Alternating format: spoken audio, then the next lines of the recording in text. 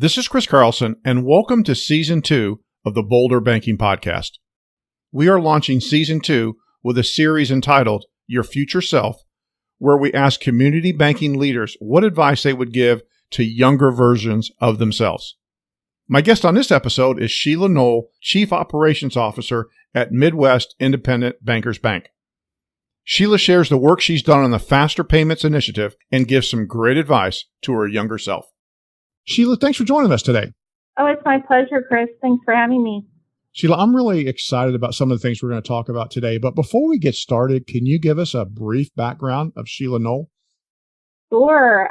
Well, Sheila Noll started in banking straight out of college. I was a baby banker, joined the organization that I am still with today. I know that's a bit of a unicorn type situation these days, but when you find a great organization, you have an opportunity to stay. So that's Midwest Independent BankersBank.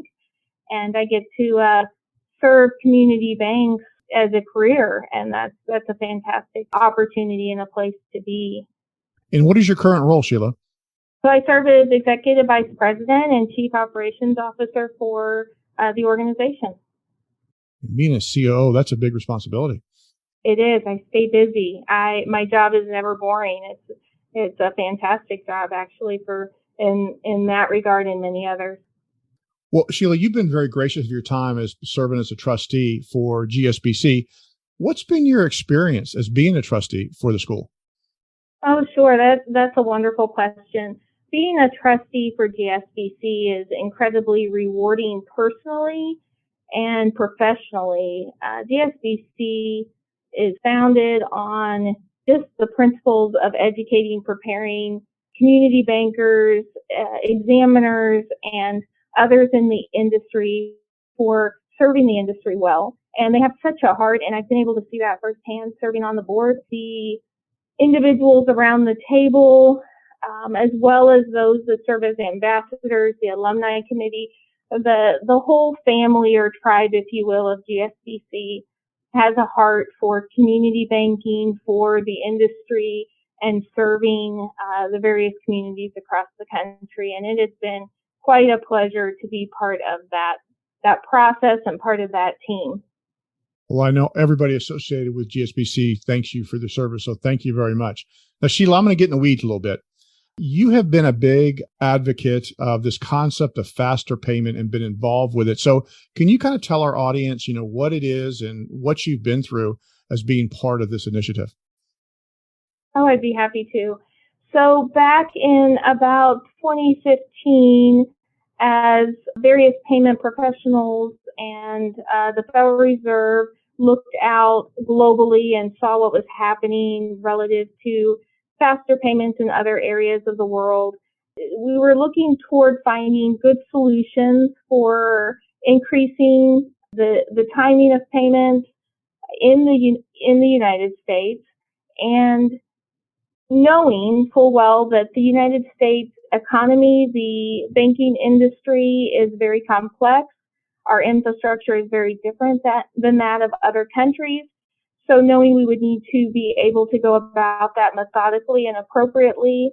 And as a result, the Federal Reserve brought together different segments of the ecosystem to include financial institutions, fintechs, other technology providers, merchants, you name it, bringing everybody together to discuss what might this look like for the United States. And out of that came a private sector offering for real-time payments. The clearinghouse came out with RTP.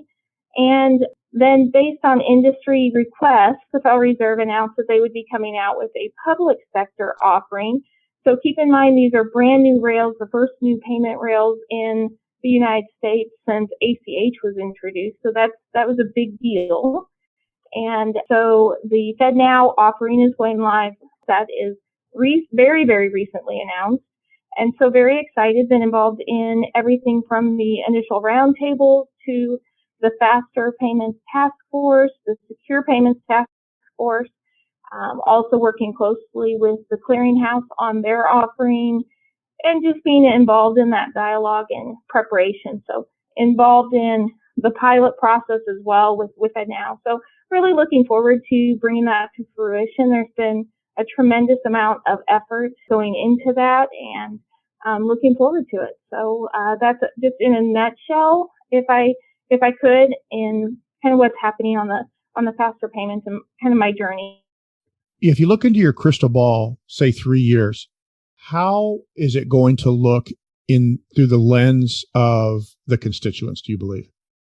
Sure. I think it's going to bring to the table incredible value-added services, things that use cases, if you will, that we have not even contemplated yet. When we started this process, we literally, as a group, did whiteboards of, okay, how might a faster instant payment be utilized? And, we came up with, as an industry, what we thought were quite a few really valid use cases, starting with emergency payroll to any sort of emergency. If you think of FEMA payments and some of those things, those were the initial thoughts. But what has come out of instant payments and real-time payments since that includes just a number of use cases that we didn't even contemplate. So the industry will come through with opportunities, with solutions that will serve not just consumers, but corporates. I think there's a tremendous amount of opportunity for small businesses, which community banks serve the majority of small businesses across this country.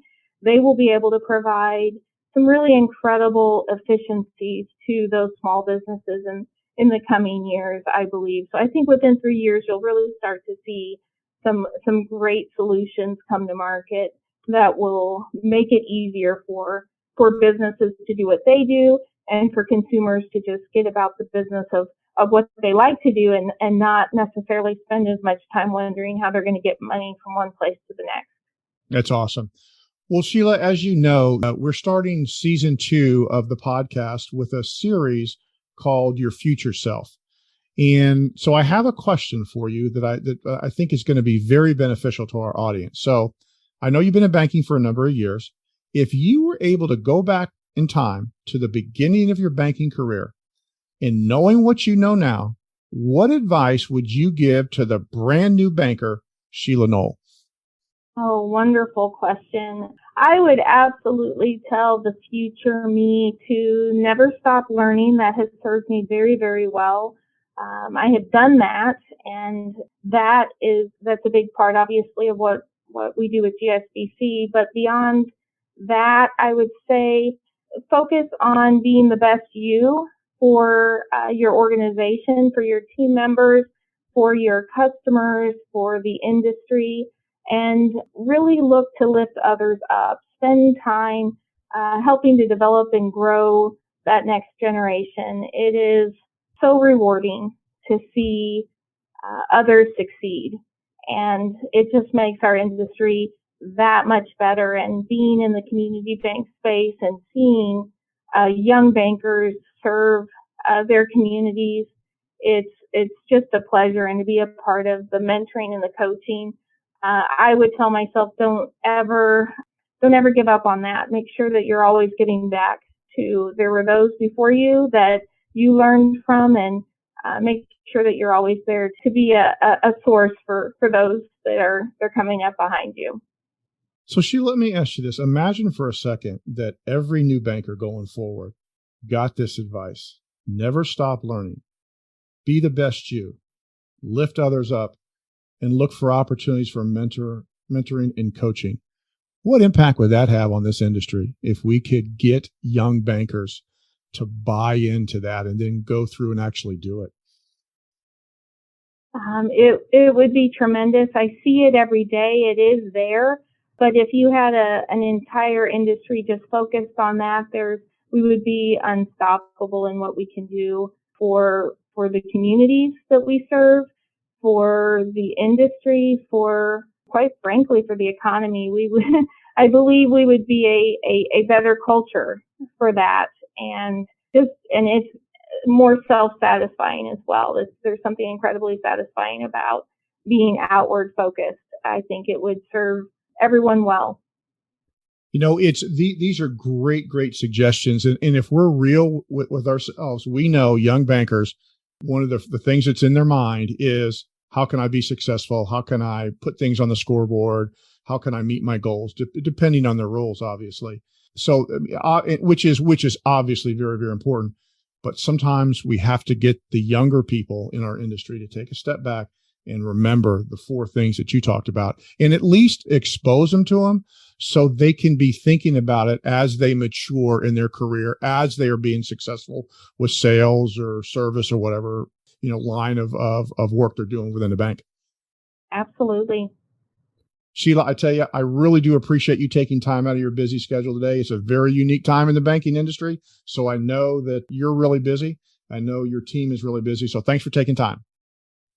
It was truly my pleasure, Chris. Thank you.